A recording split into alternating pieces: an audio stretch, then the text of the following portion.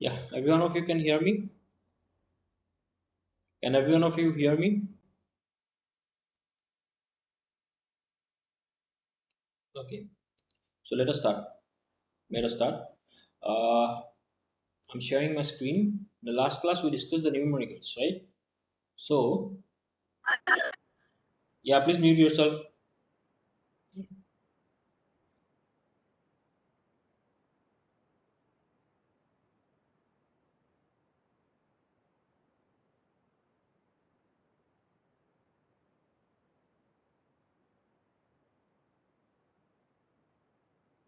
So, live load bending moments. We discussed the dead load part. Now, let us go to the live load bending moments. So, in the live load bending moment, it will be as per IRC class AA track vehicle loading. The impact factor for IRC class AA is 25% for 5 meter span, which is decreasing linearly to 10% for 9 meter span. So, this one we discussed, like you have to interpolate and then find out. Okay. Now, after that, we find out what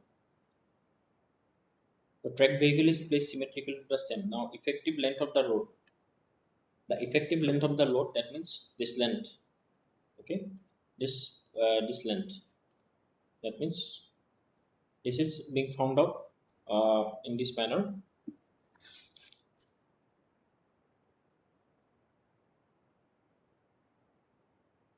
Now 0.5 and 0.8, these are what, these are the thickness of wearing coat and thickness of the deck slab.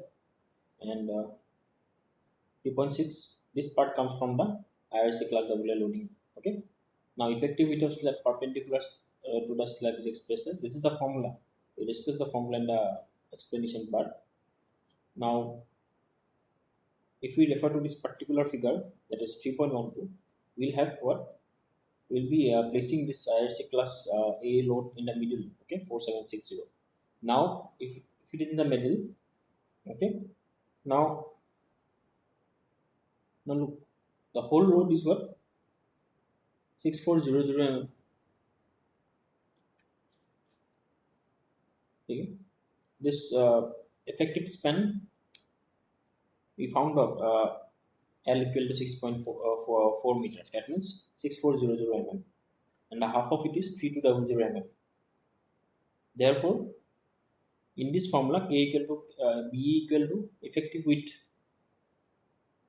B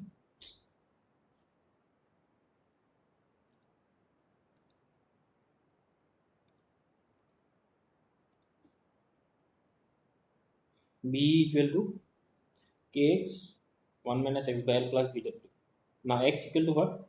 3.2 meter. This is the half of the whole span. L equal to 6.4 meter. B equal to 9.5 meter. And the ratio B by L equal to 1.48. Therefore, BW we just find out in this manner, 0.85 plus 2 into 0.08. Okay.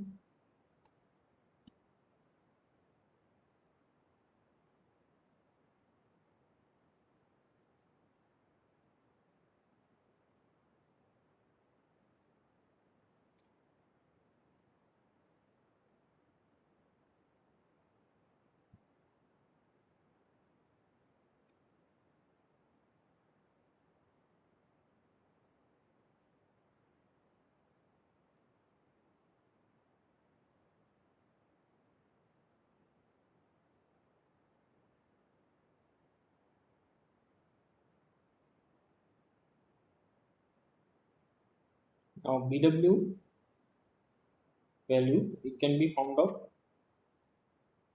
It is given in the discussion. We discussed it previously. Is the breadth of concentration area of load, that is the dimension of the tire track contact area over the load surface of the slab in a direction at right angles to the span plus twice the thickness of the wearing foot or surface finish over the structural slab. So this is how we find out BW.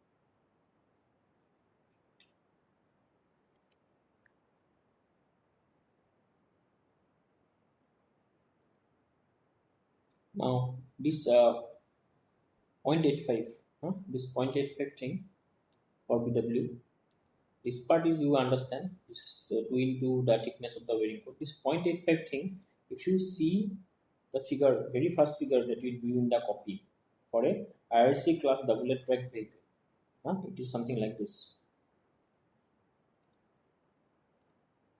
Is something like this. So this was 350 kilonewton, the very first figure in the class. So this is first figure. Now the width of this part, the width of this part. Okay, this width part. This is what? This is 850. Fine. So this is 850. That means 0.85 meter. Okay, this is how we found out this. Then we can find out the BC from here. BC is how much? 5.56 meter. Now, if you see, the track vehicle is placed close to the curb with the required minimum clearance as soon as possible. Now, okay, now there is an important thing now. Just pay attention.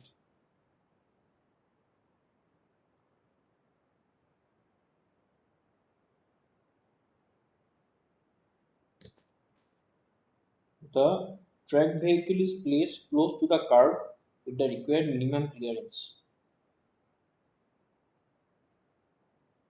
Now, we have to arrange the track vehicle in such a way that it is placed close to the curb. Okay, that means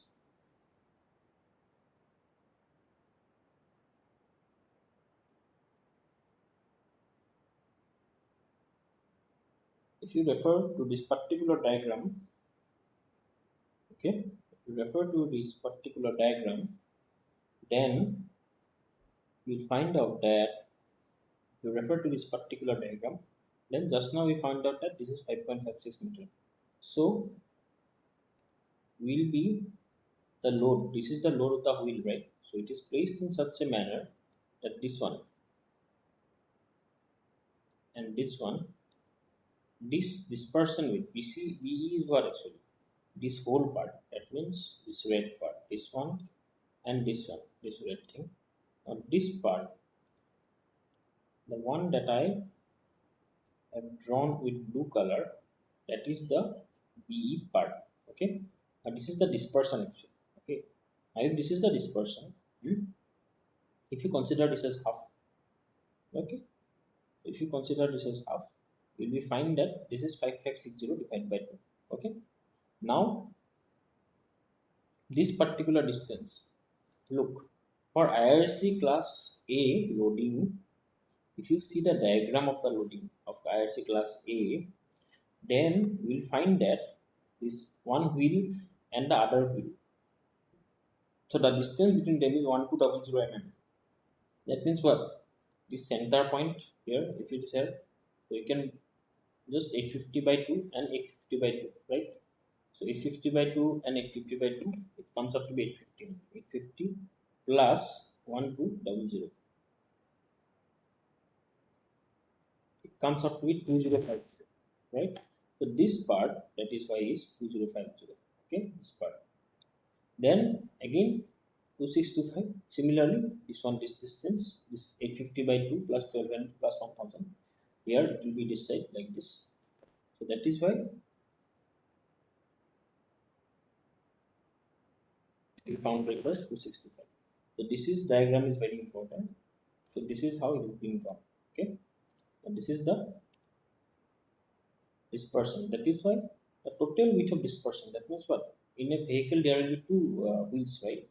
So if there will be two wheels, then dispersion from this wheel and this wheel, the total dispersion will be 7.455 meter. So this is how it is done. Now total loads of two tracks with impact. Now the total loads from one wheel, the load is how much? 350. IRC class A loading. So that loading diagrams you have to memorize. So 350. So for 2 try it is 700, fine. And the impact factor, we found out the impact factor, right? And we found out the impact factor. If you see, 19.7%. This one.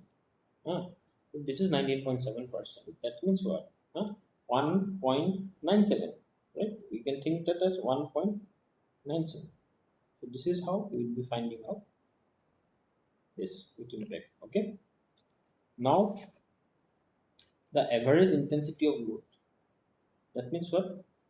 Load per unit area. So look, load per unit area means what? The load is 838. This one we got here. Then unit area. Area means what? Transverse and longitudinal. Now this is the width of dispersion. That means this is one dimension, and in one side, in this direction.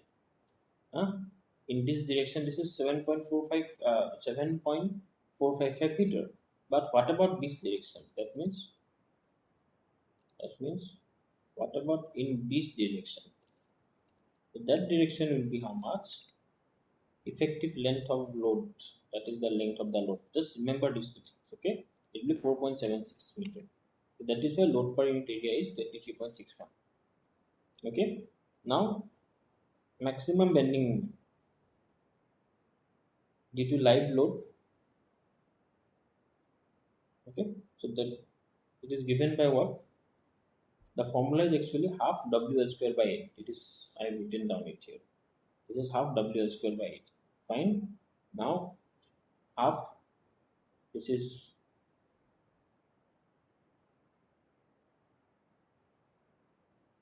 0.5.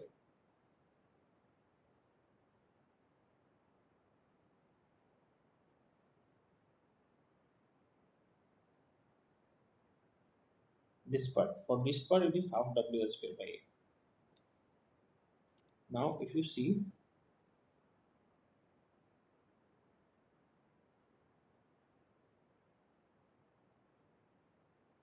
for this part is 0.5 and 1 by 8 is 0.5. This is W half and W by 8. Now this is the load, 23.61 kilonewton per meter square. That one this is, and L is this one, L into L. Okay, half W L square by 8.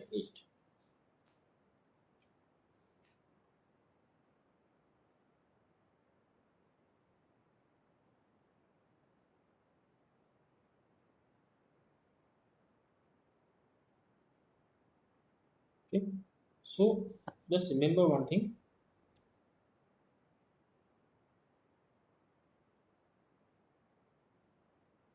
Remember one thing. Now there will be what? Two loads. Now one load will be coming from this part. This is half WL square by 8.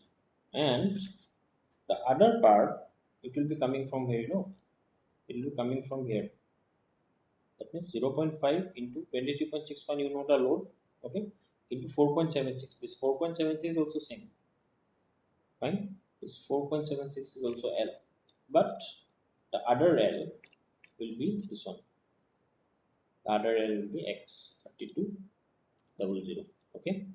Because it is in between now. So this is one part and this is one part. So that is why you have to consider both.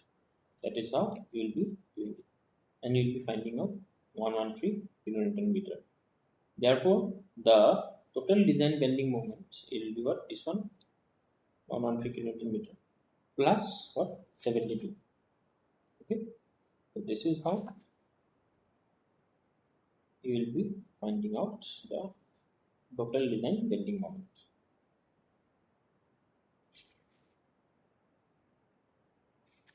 That means the total design bending moment will be the summation of dead load and live load. Now this 113 was for live load, and dead load we considered in the previous class. Okay, so that will be the dead load.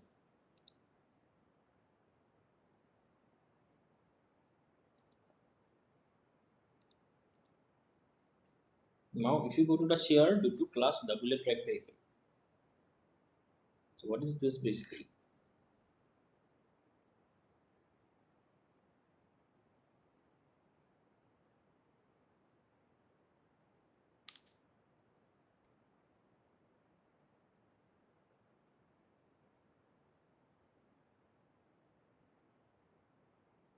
For finding out the shear,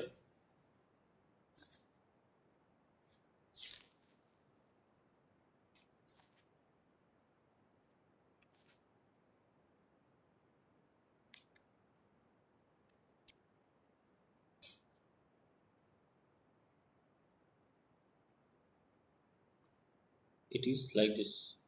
The load is assumed to be coming from the edge. Okay. If the load is coming from the edge, then the same way we have to find out the effective width of dispersion. The main thing is we have to find out effective width of dispersion. Now here the x will change.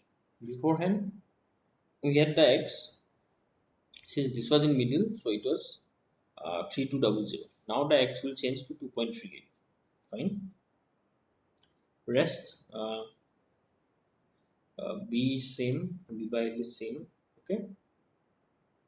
K is same and l is same. Therefore, we get b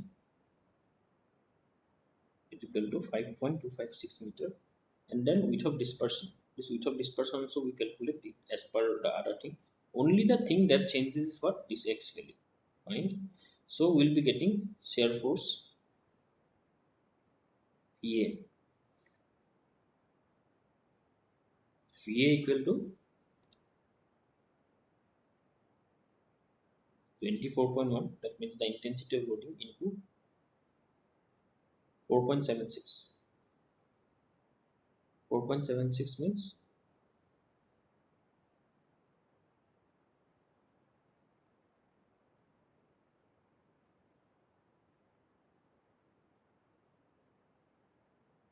for this part, for this part. Fine. Then 4.02. This 4.02 thing, you know, this 4.02, it comes like this. This total is 6.4 minus 4.76 divided by 2. So up to this point, that means this will be what? This will be this 4.02. Okay. So this is how you will be calculating the shear force. Then we find out a dead load shear. Okay. And finally the total design shear. Now we'll go to the next one, design of deck slab. So for design of deck slab,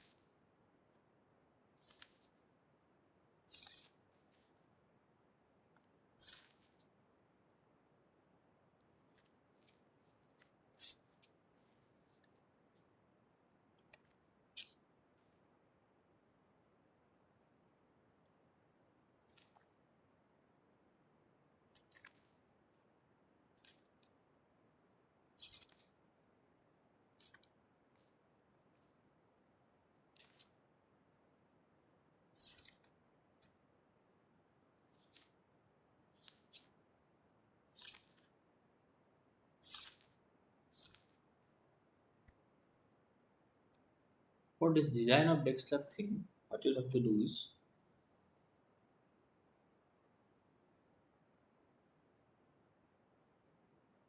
you have to use this formula M by QB.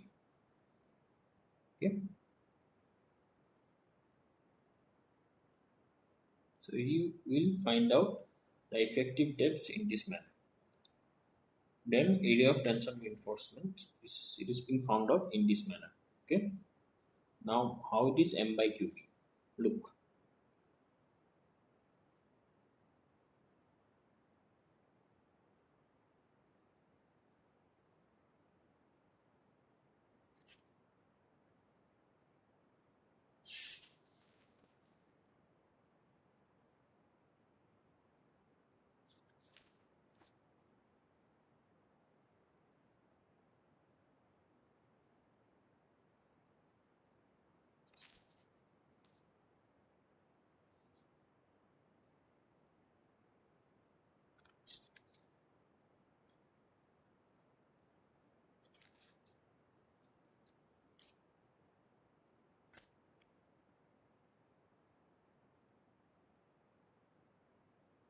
This M means what? This M is the total design bending moment. Okay, so we found out as 185 kilonewton meter. That is why 10 to the power 6 is there. That means Newton. Okay, now this effective depth for B is what? Unit breadth. Unit breadth means what? 1.1. Fine. How much? 1000 meter. That means why? 1 for 1 meter. That means that is why we consider it as 1.1. Okay.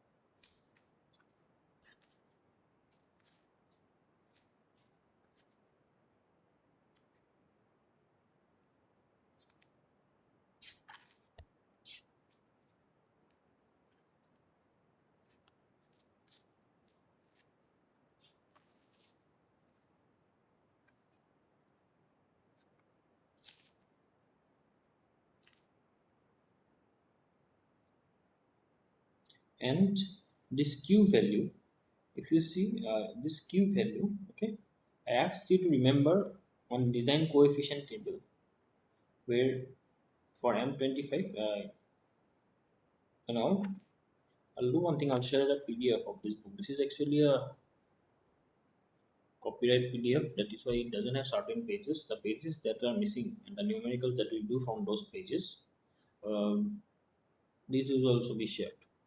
Now this Q will be found out from table 3.4, which is in page 54 of the book. If you see for M25 concrete, it is 1.1. That is why we got the 1.1 here. Okay, so in this way we'll be finding out the effective depth of slab. Now look, the effective depth we have provided is how much? 460 mm. Okay. Why? We have provided this. Now area of the tension reinforcement will be given by M by sigma st into ZD. Now this again, this D is what? Effective depth. Okay. Now sigma st and J. This sigma st and J will also be found out from the table 3.4. If you can see the previous classes also, we just asked you to mention the permissible space values. That means sigma CB, sigma ST, J, everything. Huh? So this is how it will be found out in that manner. ZD. Okay.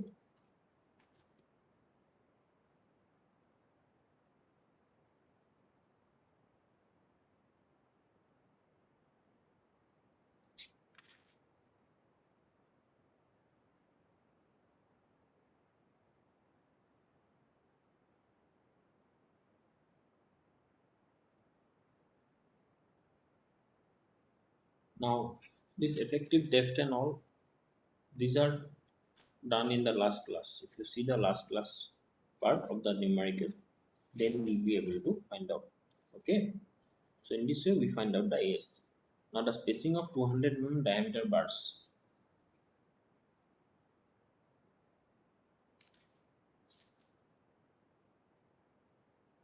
This is again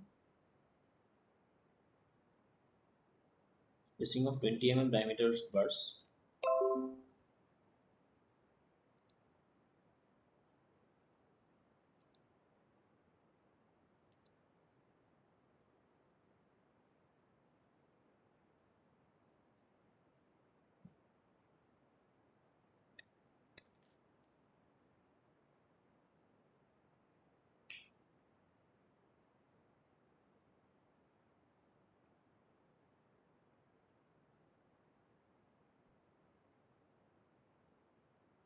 is found out in this way. So up to this part actually the basic part is important.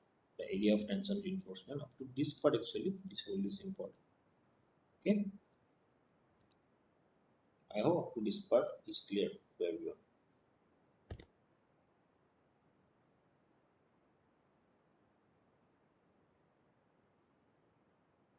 No, sir. Yeah, please. So we don't need spacing. Hello. No, sir. Yeah, please carry on. I'm having some issues with So my you said network. the spacing. I'm having some issues with my network. Let's say me. Hello, I can hear you. So you said spacing is not required. No, no, no. Up to this part, this spacing. Look, this spacing part is important. This part, up to this part. Okay, you can write this part because this is just a conclusion of this above. That means adopt 20 diameters as main reinforcement. So up to this part, this is important. Is it clear?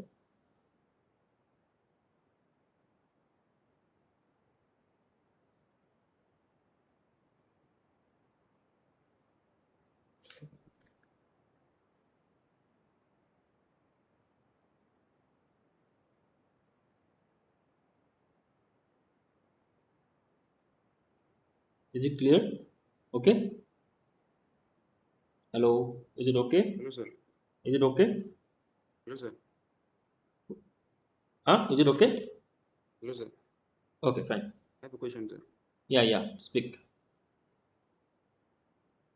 So how do we choose the size of bar? Is there any minimum size? Like how do we choose if it's 20 or 5 or 16 How do we choose the diameter? Look, generally these are very big structures, right? So you can't just provide small bars. If you see, the area is very big, area of the tension. That is why generally in bridges you provide 20 reinforcement only. Okay, is it okay? Yes, sir. Okay, sir. Fine. So basically you'll have to study up to this part only. Now what shall I do is I'll share this PDFs, with you people.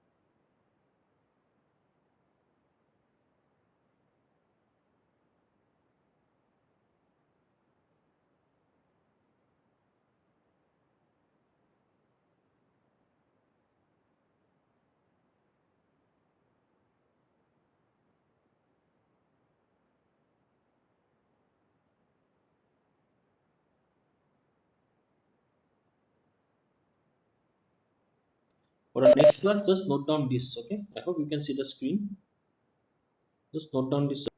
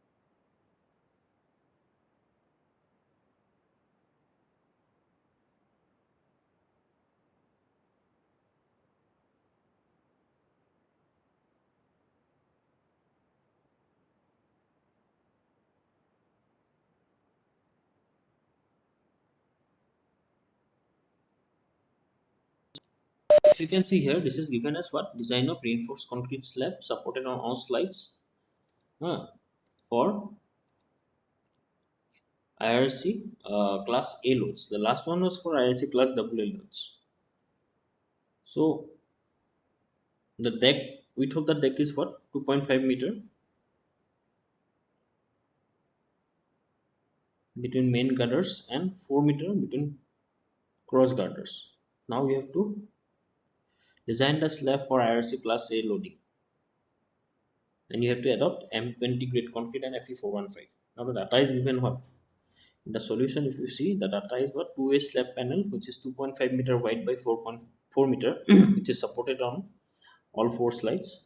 Now the load is IRC class A train vehicle. Okay, so train loading. The materials are given. Then the permissible stress is given.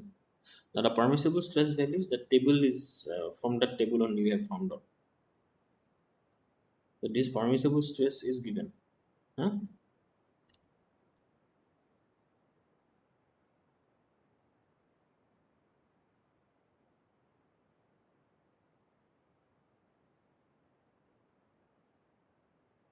So from this you have to find out everything. Now this will be basically based on Pigaud's curve. This will be totally based on Piegaud's curve. Okay, and from the diagrams you will be able to understand. I don't think so that these diagrams.